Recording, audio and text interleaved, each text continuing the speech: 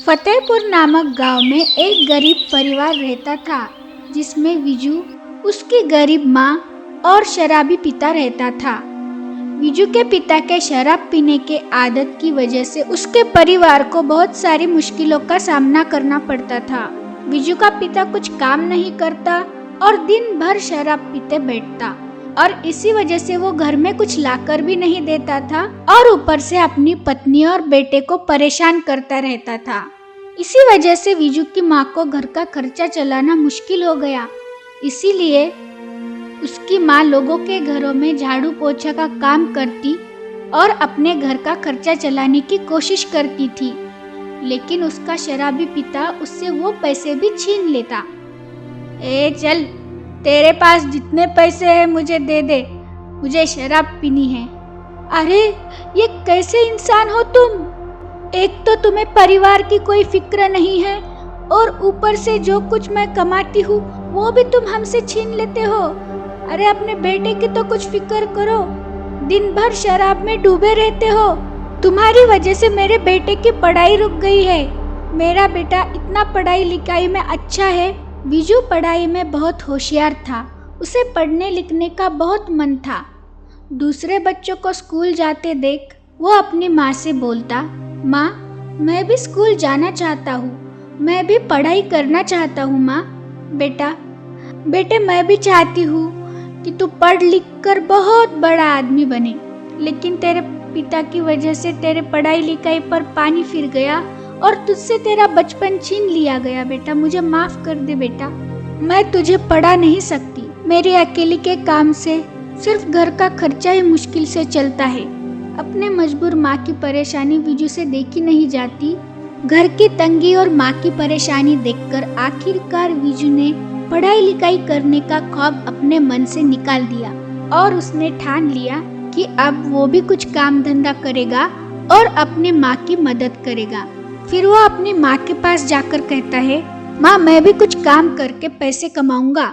उस पर उसकी माँ कहती है, बेटे अभी तेरी उम्र ही क्या है, अभी तो तेरे खेलने कूदने के दिन हैं, तू क्या काम करेगा बेटा। ऐसे ही कुछ दिनों बाद विजू का जन्मदिन आया। अपने बेटे के जन्मदिन के मौके पर विजू के माँ ने उसके मनपसंद पानी पूरी उसे बनाकर खिलाने की सोची और जैसे तैसे विजू की माँ ने कुछ पैसे जोड़कर घर पर ही अपने बेटे की मनपसंद पानी पूरी बनाई। विजू ने जब अपने घर में पानी पूरी देखी तो वो खुशी से झूम उठा।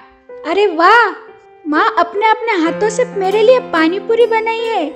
हाँ बेटा, आज तेरे जन्मदिन पर मैंने अपने हाथों से तेरे मनपसंद पानी पूरी बनाई है, ले खा, देख कैसी बनी है। हाँ माँ अभी खाता हूँ। वाह माँ, तेरे हाथों में तो जादू है माँ, इतनी टेस्टी और इतनी बढ़िया पानी पूरी तो मैंने आज तक नहीं खाई। अपने बेटे की खुशी देखकर विजू की माँ भी बहुत खुश हो गई। माँ के हाथ की बनी पानी पूरी खाकर विजू सोच में पड़ गया, माँ तो इतनी टेस्टी पानी पूरी बनाती है, अगर हम पानी पूरी बनाकर बेचेंगे तो हम बहुत अच्छे पैसे कमा सकते हैं। फिर वो अपनी माँ से जाकर बोलता है, माँ इधर आओ माँ, तुम तो इतनी बढ़िया पानी पूरी बनाती हो, तुम हर रोज मुझे पानी पूरी बना कर दो और हर रोज मैं ठेले पर उसे बेचकर अच्छे खासे पैसे कमाऊंगा। पर बेटा तू ये कैसे करेगा, अभी तो तू इतना छोटा है, क्या फायदा मेरा अगर मैं आपकी मदद ना कर सकूं। गांव में खाने पीने की वस्तुएं बहुत चलती है, हम भी कुछ करके देखते हैं। ये तो बहुत अच्छा विचार है, हम आज से ही तैयारी शुरू करते हैं। हाँ मैं कल से ही पानी पूरी बेचना शुरू करूँगा। फिर वो जाकर देखता है तो वहाँ पर एक मोमोज बेचने वाला भी होता है। फिर वो उसी के बाजू में अपना पानी पूरी का ठेला लगाता है। उस दिन से हर रोज विजू के माँ पानी पूरी बनाती और विजू उसे बाजार में जाकर बेचता। वो बहुत ही लगन और ईमानदारी के साथ अपना काम कर रहा था। ऊपर से दाम भी इतना कम था कि हर कोई गरीब भी उसे खा सकता। सिर्फ 10 रुपए प्लेट के हिसाब से वो पानी पूरी बेचने लगा। पानी पूरी के खुशबू से ही लोग दौड़े चले आने लगे और उसकी पानी पूरी खाकर वे उसकी बहुत तारीफ करते। अरे वाह विजू, क्या पानी पूरी है यार, आज तो मजा ही आ गया। वाह, और मुझे और एक प्लेट देना। वाह, तेरा तीखा पानी तो बहुत बढ़िया है। पानी पूरी खाकर तो मजे ही आ गए। कोई गरीब भिखारी मजबूरी के कारण पानी पूरी खरीद नहीं सकता तो विजू उसे मुफ्त में ही पानी पूरी दे देता था, क्योंकि वो उसकी मजबूरी समझ सकता था। दिन ब दिन उसके ठेले पर ग्राहकों की भीड़ लगने लगी और वो अच्छा मुनाफा कमाने लगा। इस तरह से देखते ही देखते उसके दिन बदलने लगे। विजू अच्छे खासे पैसे कमाकर घर का गुजारा करने लगा और उनकी परिस्थिति में सुधार आने लगा। ये सब देखकर विजू की माँ बहुत खुश होती गई। विजू की पानी पूरी बिकती जा रही थी और लोग उसकी तारीफों के पुल बांधे जा रहे थे। ये सब बाजू के ठेले पर मोमोज बेचने वाला गंगू देख रहा था और मन ही मन वो विजू से जल रहा था, क्योंकि विजू की पानी पूरी की वजह से मोमोज वाले की मोमोज पर सिर्फ मक्खियाँ ही बैठ रही थी। फिर वो खुद ही लोगों को चिल्लाकर बुलाने लगा, अरे गाँव वालों, आओ आओ, देखो कितने स्वादिष्ट मोमोज बने हैं, गर्मा गर्म मोमोज। लेकिन कोई भी उसके मोमोज खाने नहीं जा रहा था और इस वजह से वो परेशान हो गया। जब से विजू के बच्चे ने पानी पूरी का ठेला लगाया है, मेरा तो धंधा ही चौपट हो गया है। कुछ करना पड़ेगा इस चूजे का। लेकिन विजू की सफलता देखकर उसके शराबी पिता की नीयत फिर गई। फिर वो विजू के ठेले पर जाकर उससे शराब पीने के पैसे मांगने लगा। ए चल, आज तेरी जितनी भी कमाई है मुझे दे दे। विजू पैसे देने को मना कर देता है तो उसका पिता उस पर चिल्लाता है, अपने बाप को मना करता है, रुक अभी तुझे बताता हूँ। ये सब देखकर विजू की माँ गुस्से में दौड़ते हुए वहाँ पर आती है और उसके पिता से बोलती है, आज तक तुमने मेरे बेटे के लिए किया ही क्या है और आज उसे किस हक से पैसे मांग रहे हो? एक तो तुम्हारी वजह से मेरा बेटा बचपन में ही काम करने लगा, जहाँ उसके खेलने कूदने के दिन है उसे काम करना पड़ रहा है और ऊपर से शर्म आनी चाहिए तुम्हें पैसे मांगते हुए। एक तो तुमने हमें कभी फूटी कौड़ी भी नहीं दी और अब किस हक से पैसे मांग रहे हो? किस तरह के बाप हो तुम? अपने बेटे को शाबाशी देने की बजाय उसे यहाँ पे आकर परेशान कर रहे हो और हुलिया देखा है अपना, दिन भर शराब की नशे में पड़े रहते हो। तुम्हारी वजह से मेरे बेटे के ग्राहक भाग जाएंगे। आइंदा से ठेले पर मत आया करो, चलो जाओ यहाँ से। ये सब सुनकर उसका पिता गुस्सा हो जाता है और गुस्से में वो अपनी पत्नी को मारने के लिए जाता है। मेरे से जुबान लड़ाती है, मुझे पैसे के लिए मना करती है, रुक तुझे अभी बताता हूँ। और दोनों में हाथापाई शुरू हो जाती है। ये सब देखकर विजू दौड़ते हुए आता है। रुक जाओ पिताजी, मैं सब कुछ सहन सकता हूँ, लेकिन माँ को हाथ लगाया तो ये मैं सहन नहीं करूँगा। अब निकल जाओ यहाँ से। बाबू इसलिए छोड़ रहा हूँ, वरना आइंदा यहाँ दिखाई मत देना। विजू की बात सुनकर उसका पिता गुस्से में बोलता है, अभी तो मैं जा रहा हूँ, लेकिन तुम दोनों को इतनी आसानी से नहीं छोड़ूंगा, तुम्हें इसकी सजा भुगतनी पड़ेगी। ऐसा कहकर वो गुस्से से निकल जाता है। ये सारी बात बाजू के मोमोज के ठेले वाला गंगू देख रहा था। फिर वो कुछ सोच रहा था और मन ही मन बोलने लगा, अब मैं समझ गया किस विजू के बच्चे का धंधा कैसे चौपट करना है।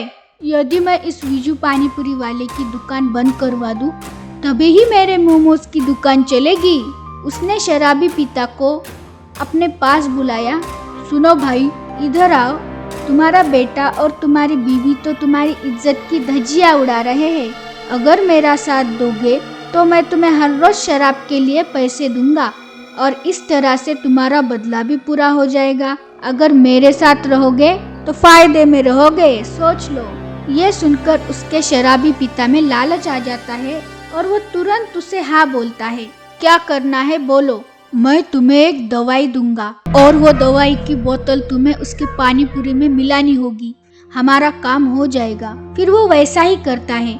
दूसरे ही दिन सुबह उसकी माँ जब पानी पूरी बनाती है तब चुपके से रसोई में जाकर वो दवाई पानी में मिला देता है और फिर वहाँ से भाग जाता है। फिर वो पानी पूरी लेकर विजू बाजार चला जाता है और हर रोज की तरह पानी पूरी बेचता है। पानी पूरी खाते ही कुछ देर बाद लोगों के पेट में दर्द होने लगता है और उन्हें उल्टियाँ शुरू हो जाती है। तब सब लोग परेशान हो जाते हैं। ये सब देखकर विजू परेशान हो जाता है। उसे कुछ समझ ही नहीं आता कि ग्राहकों के साथ क्या हो रहा है। ये सब देखकर बाजू में खड़ा गंगू मोमोज वाला मन ही मन खुश हो रहा होता है। मुझसे कंपटीशन करोगे? अब देखो क्या होता है। तब सभी लोग परेशान होकर विजू के पानीपुरी के ठेले के पास जमा हो जाते हैं और पूछताछ करने लगते हैं कि पानीपुरी खाकर लोगों की तबीयत कैसे बिगड़ रही है। तभी उसका शराबी पिता वहां आता है और वो दवाई की बोतल उन्हें दिखाता है और सारा इल्जाम वो विजू पर डाल देता है। ये देखो, ये विजू आप लोगों को मारना चाहता है ये दवाई खिलाकर। ये देखो ये दवाई की बोतल। और झूठ बोलता है कि विजू ने ये दवाई पानीपुरी में मिलाकर लोगों की तबीयत बिगाड़ने की कोशिश की है। ये सुनकर गांव वाले विजू पर भड़क जाते हैं और वो विजू को पानीपुरी का ठेला बंद करवा देते हैं। ये सब देखकर विजू की माँ और विजू बहुत रोने लगते हैं और उन्हें समझ नहीं आता कि हमने तो इतनी ईमानदारी से अपना काम किया है और ये हमारे साथ क्या हो गया। और उन्हें ऐसी हालत में देखकर विजू का शराबी पिता बहुत खुश हो जाता है। उसे लगता है कि उसने अपना बदला ले लिया। दोस्तों, इंसान कामयाब होने के लिए दुनिया से तो लड़ लेगा, लेकिन अपनों से कैसे लड़ेगा? इंसान अक्सर अपनों से ही तो हार जाता है। अपने वो होते हैं जो मुसीबत में गैरों का साथ कभी नहीं लेते।